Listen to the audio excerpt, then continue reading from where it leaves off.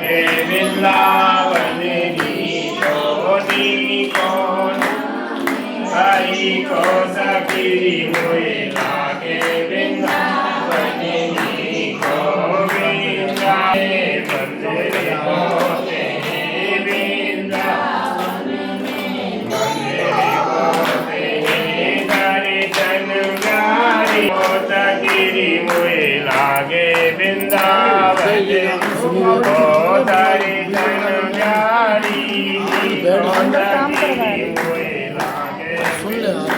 बननी को वृंदावन में साधु होते वृंदावन में साधु बहुत हैं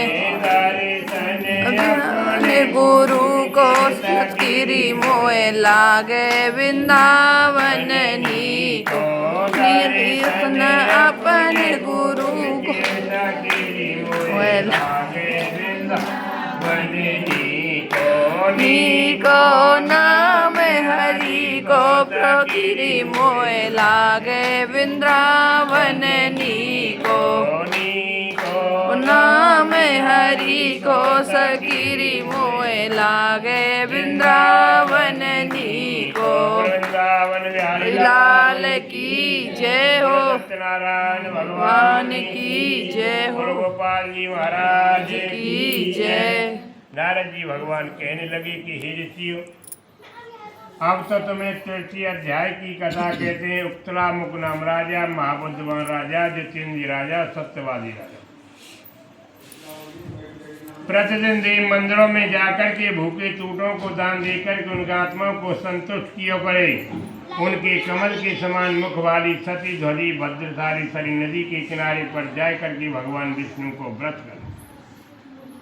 जब कुछ देर के पश्चात में साहूकार ने नावन को नदी में जोड़ करके व्यापार के लिए चल दिया तो साहूकार देख भी लगे कि उत्तरामुख नाम राजा विष्णु भगवान को व्रत कर रहे हैं। तो नावन को नदी के किनारे पर खड़ी करके राजा के पास गए, जाकर के दंडवत की और प्रणाम हाथ जोड़ करके निम्रता से कहने लगे कि राजन, ये कौन से देवता को व्रत किया जा रहा, इसके करने से क्या फल मिलता है, सब विस्तार पूर्व मुझसे कही। राजा कहने लगे कि एक ही धर्म एक व्रत नेमा, काय वचन मन पद पद प्रय। राजन कहने लगे कि साहूकार विष्णु भगवान को व्रत किया जा रहा, इससे धन धान की प्राप्ति होती है, पुत्र आदि की प्राप्ति होती है। इसलिए साहूकार ने वही बैठ करके भगवान की कथा सुनी और प्रसाद को ग्रहण किया। जब राजा कहने लगे, जिस विष्णु भगवान की व्रत की कथा को संपूर्ण सुना करके और वही प्रसाद को वितरण करवा दिया।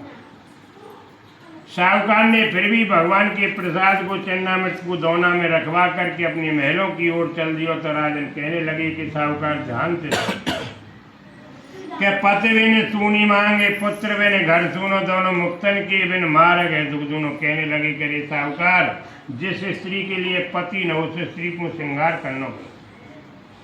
जिस घर में कभी भी पुत्र जन्म संस्कार न हुआ, घर में कितनों भी दीपक जलाया जाए तो भी अंतिम महसूस हो कि इस व्रत के प्रताप से वंशहीन सुत पाए, निर्धन धन पावे तथा धन करावे जाए। कहने लगे भैया, विष्णु भगवान के व्रत को करने से निश्चय संतान की प्राप्ति, धन दान की प्राप्ति होती है। साहूकार ने भगवान के प्रसाद को चन्नामृत को दोना में रखवा करके और नावन को नदी के किनारे पर खड़ी छोड़ करके अपने महलों में।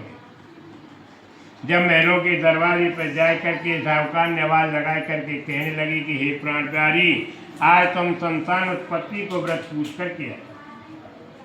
लीलावती दौड़ करके चली आई, आए करके अपने पति के चरण स्पर्श किए और हाथ जोड़ करके निम्रता से कहने लगी कि हे स्वामी, अब तो वह संकल्प को तुम मुँह को सुना दे। साहूकार ने प्रथम अध्याय से लेकर के पंचम अध्याय की कथा अपनी स्त्री को सुना दी।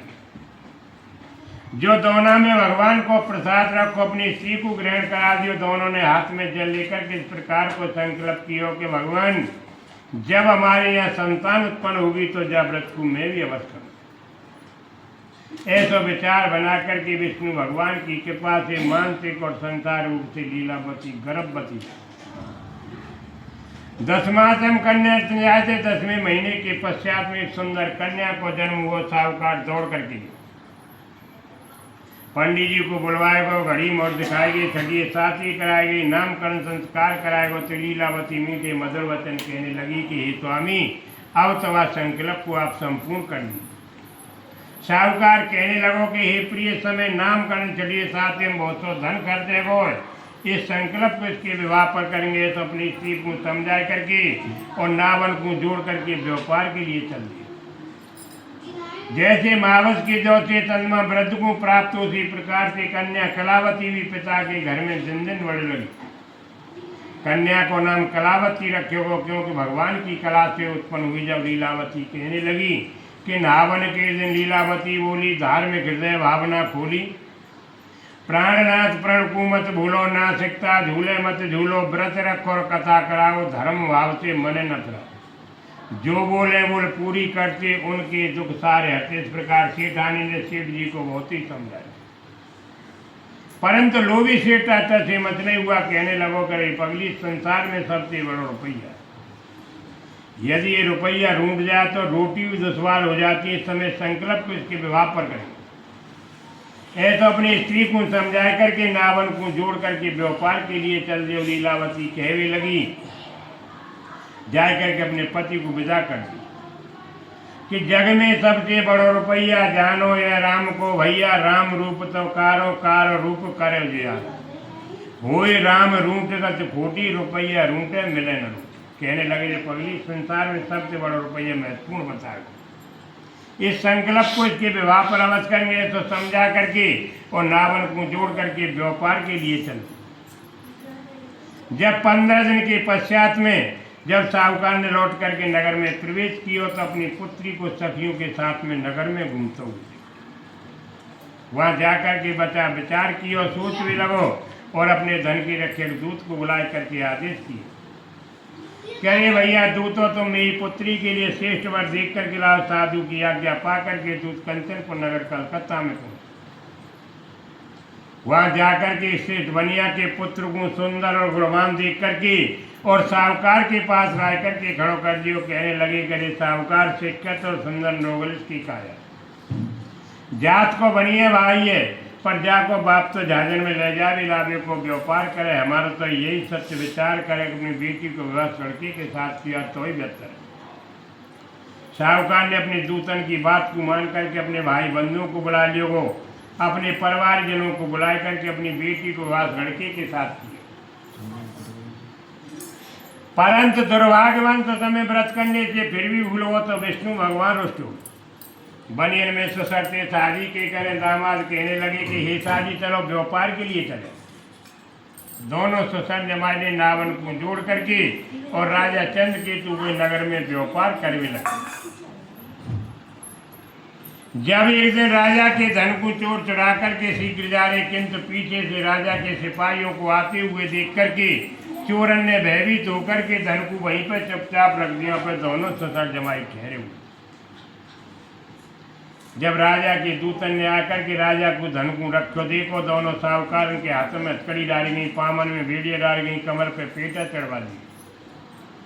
जो जितना भी धन था सबको चढ़ा करके राजा के पास बांध करके ले गई। कहने लगी कि राजन, हम तो ये दो चोर पकड़ कर लाए, देख करके आज्ञा दी। राजा की आज्ञा पा करके दूतन को कठिन कारावास जेल खाने में बंद करवा दी। उनको कहनो किसी ने भी नहीं सुना। इधर माया रूपी चोर उनके घर भी धन को चुरा ले गई। कन्या कलावती और लीलावती एक एक चुपटी आटे के लिए घर घर घूमना। कोई तो चुपटी डाल दे, कोई फटका लगा दे। खिदा से व्याकुल होकर के संध्या के समय में कन्या कलावती ने एक ब्राह्मण के घर में विष्णु भगवान को व्रत होते वो देखा। वहीं बैठ कर के कथा सुनी। प्रसाद को लेकर के जब रात्रि को घड़ाई तो लीलावती बड़े क्रोध से बोली कि बेटी, इतनी रात्रि तू कहाँ रही और तेरे मन में क्या? कन्या कलावती कहने लगी कि माता, मैंने तो एक ब्राह्मण के घर में विष्णु भगवान को व्रत होते हुए देखा। वहीं बैठ कर के कथा सुनी। प्रसाद को लेकर के जब रात्रि को घड़ाई तो लीलावती कहने लगी कि बेटी, आज से 16 साल पहले संकल्प तुम्हारे पिताजी ने किया, अभी तक पूर्ण नहीं किया। ना ऐसा के संकल्प को हम भी सुव्यवस्थ करेंगे। तो कहकर के वरदान मांगने लगी कि मेरे पति और दामाद को जो अपराध क्षमा करने योग्य। गरीबों पर दया